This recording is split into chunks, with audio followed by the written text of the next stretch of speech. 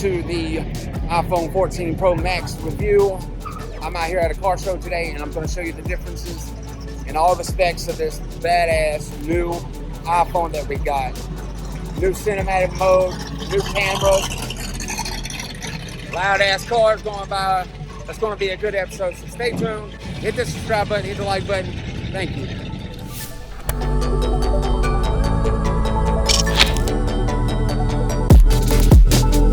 Guys, so now we're filming on the iPhone 14 Pro Max, and one of the things that I wanted to bring up in this review is that the camera has a special like emergency setting now. So if you don't have Wi-Fi, if you don't have service connection, you can still text out to emergency 911 or wherever you're located, the number, whatever that may be, and it will send emergency rescue to your place, wherever you're at in the world. And I think that's pretty awesome.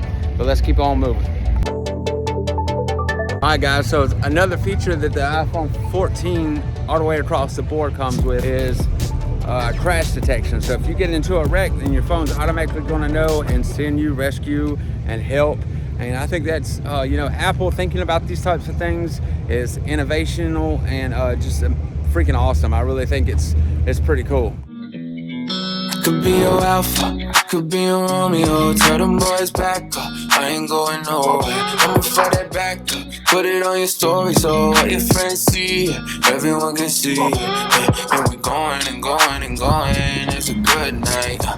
Baby, let it roll like the good times. Smoking and pouring and focused on you, yeah. You can see it. Alright guys, so what you're seeing now is the Sony FX3. Another thing that we got on the iPhone 14, I think it only comes on the Pros and the Maxes, and that is the 48 megapixel. I could be wrong about that, all of them may have it, but definitely the sensor on the Pro comes with a bigger sensor and it's 1.5 times better in low light. So that's one of the main reasons that I myself switched up from the iPhone 13 Pro to the iPhone 14 Pro Max because of the low light. The cameras before just wasn't no good in low light, and I wanted something better. You know, having the iPhone in your pocket is the camera that you have on you at all times and you can use it all times. So it being better in low light is a must, especially with me. I work night shifts, so being able to take photos and videos of the boats at the harbor I work at nighttime definitely plays a big part in my life, and having better low light is a payoff for me.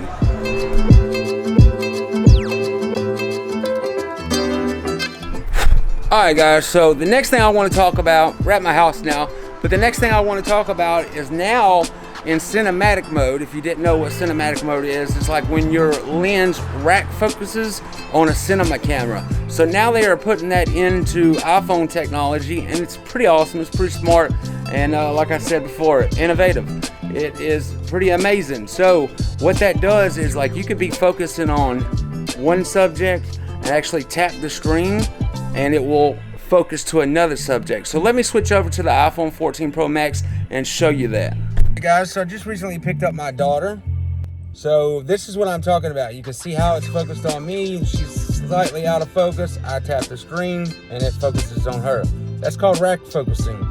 And now the iPhone 14 Pro can do it up to 4K 30 frames per second. It used to only be able to do it in HD. So that's awesome. Alright guys, so what is up? So the next thing I want to talk about is the stainless steel body of the iPhone 14 Pro Max. Now this thing, they say, is pretty damn unbreakable. I've dropped mine quite a few times and it has not broke. The screen is not broke. It's been freaking amazing to have that quality of a phone, and you really can feel it in your hand how solid it really is. But guys, I think that's about enough of talking about specs. What I want to talk from here on out is my daily usage and how it feels to own the iPhone 14 Pro Max. And I want to talk about this because it may help you decide if you want to buy the iPhone 14 Pro or any of the models. Let's get into that. All right guys, what's up? Welcome to the studio. Let me adjust my mic here a little bit. So like I was saying at the end of that last clip, I wanted to talk about the user experience, and I gotta say that The user experience has been great. I've really freaking enjoyed it. I got the iPhone Pro Max this time instead of getting the iPhone 13 Pro like I did last time. And the first thing I want to talk about is the screen difference, right? It's 6.1 or 6.7 inches, I want to say. Just having that much more real estate has been definitely nice and better, I would say, for a creator. Someone that does TikToks, YouTube, Facebook videos. I do it all. Links down in the description if you want to come check me out. It's definitely been nicer to have a bigger screen. Now, moving on from the size, I would say the next best thing about the screen is how bright and beautiful this screen can be. It really makes a big difference when your screen can go as bright as 2000 nits, I believe is what it is. And when I say nits, that's just a measurement of the brightness of the screen. You'd have to Google that if you want to know more about nits and whatnot. But most screens are like around 400, 500, and they're just not really bright in the sun and things like that. Even my monitor I got down here for my camera, that when I build my camera out for like a cinema camera setup, it's not that bright. I think it's only 500 nits, which is, it's okay. But when you got something that's like 1000 nits, 1500 nits, or like I said, it can get up to 2000 nits, which I do believe is what the iPhone Pro Max does. And it really makes a difference when I'm making my content, when I'm watching anything, being out in the sun and vlogging, and all that makes a difference. Or if I'm out, let's say I'm at an ice cream stand out in the sun and I want to watch a YouTube video while I'm waiting. That makes it so much more enjoyable because I really can see the screen. I don't have to like cover myself and duck and hide the screen so I can see it better. Maybe in some instances you still do, but not nearly as much. It definitely has been a beautiful change, and I really have enjoyed having the brighter screen. The next thing I want to talk about is the how, like, if you've noticed down here on this other view that I got with this second camera, is that the screen never really cuts off. Even when you like click the side button, it goes into this like dark mode, but it stays lit up. I really enjoy this for like when I'm creating or I'm waiting for a text or a phone call to come through and I got my phone on silent. I can just easily look at the phone if it's laying down, or look at the phone and hold it up. I don't have to hit the side button anymore to get it to come on. That's a really nice feature, and if you don't know, to save battery, what you can do is easily flip the phone over and it will make it where it goes completely black and saves battery. Just to let you guys know, I'm gonna put a whole list of features of the new camera at the end of this video so you can pause it and just read on it. So I didn't want to go through every spec like every creator on the platform has done. So I just wanted to leave those for you, and I really wanted to talk about the user experience. So I'm gonna go ahead and continue with that. So another thing that I want to talk about is how loud this speaker is, guys. This thing gets loud, and I mean loud to the point where, like, say me and my fiance are in the same room, right? And I'm watching my phone and she's watching her phone. She's literally like, dude, I can't hear my phone over yours. Or like, say if I'm like creating and I got some music jamming, like it's literally loud enough where it's enjoyable. I can bob my head to it, really enjoy the beat. I mean, it's loud, guys. I've even been watching it and noticing that, like, wow, my ears are ringing a little bit. Like it's really that loud, guys, and I really have enjoyed it. Like I said, when it comes to watching videos and anything else that I do with the phone, it rings louder so I can hear it farther away.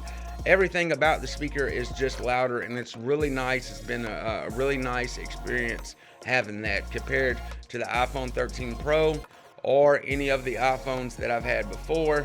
It's just nicer, guys. I really have enjoyed that. Another thing that I want to talk about is where they put the search menu.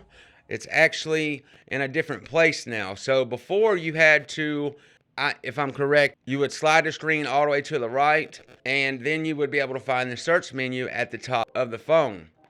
On here, you literally can just swipe up, come on now, like so, or where they've put it now is right here above your icons. icons that you use on a daily basis, and you literally just click it and it brings up the search menu. I love using that feature a lot, especially when I like Hulu's like way at the end of my, you know, it's all the way at the other side of my phone, and I don't want to go all the way over there, so I just hit search, and it usually comes up because that's what I'll watch at nighttime if I'm not watching YouTube. So yeah, I really have enjoyed where they put the search button. I didn't get that. Try tapping a button. I wasn't talking to you, woman. So yeah, this other camera that I'm using is actually a NEX5R, and I got this camera for $100, and the reason I did get it is because it was $100, and they just in the last couple of years put face detect autofocus, I believe, in it. Anyway, moving right along, guys. The next thing I want to talk about, a big feature that I've enjoyed is now you can go to YouTube, any video really, but I've noticed it with YouTube because I watch YouTube a lot. But one thing that you can do is now keep watching the video that you're watching and say that you got a text. You can, let's see how I do this.